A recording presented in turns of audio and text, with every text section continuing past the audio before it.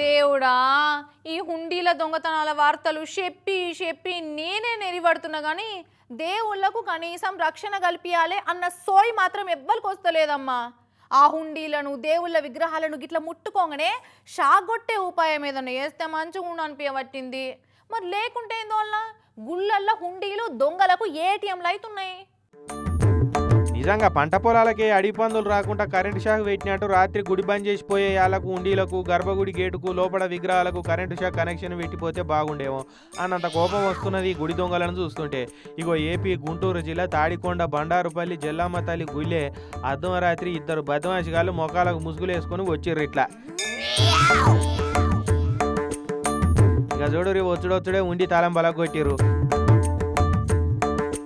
పల్లున సప్పుడే వరకు ఎవరన్నా లేవగల్లా అని పక్క కురికిరు నక్కి ఎవరు లేవలని కన్ఫర్మ్ చేసుకున్నాక మళ్ళా వచ్చిర్రు నక్కి గుడి ముంగట్నే ఓ సంచి ఉంటే ఇక తీసుకొచ్చిర్రు. ఉండిల పైసలన్నీ బయటకు తీసిర్రు. కుప్ప సంచిలు ఎత్తుకున్నారు.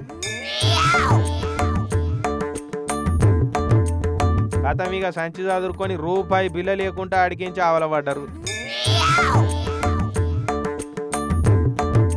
ఇలా భాగవతం అంతా అడున్న సీసీ కెమెరాలలో రికార్డ్ అయింది. మొత్తం ఏందకో 2 లక్షల రూపాయలు ఉండొచ్చు అంటున్నారు గుడి కమిటీ వాళ్ళు. ఇక కేసు రాసుకొని ఎంక్వైరీలో పడ్డారట పోలీసు వాళ్ళు. చూడు, భక్తులకు ధైర్యం ఇచ్చే దేవుళ్ళకే పురాగా రక్షణ కరువైంది.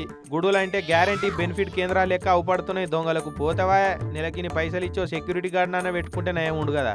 లేదంటే చీకట్లో ఎవరైనా గర్భగుడి గేటు మీద ఉండిల మీద దేవుళ్ళ విగ్రహాల మీద చేయేస్తే ఎగిరి అవతల పడేటట్టు కరెంటు షాక్ అన్న పెట్టాలి.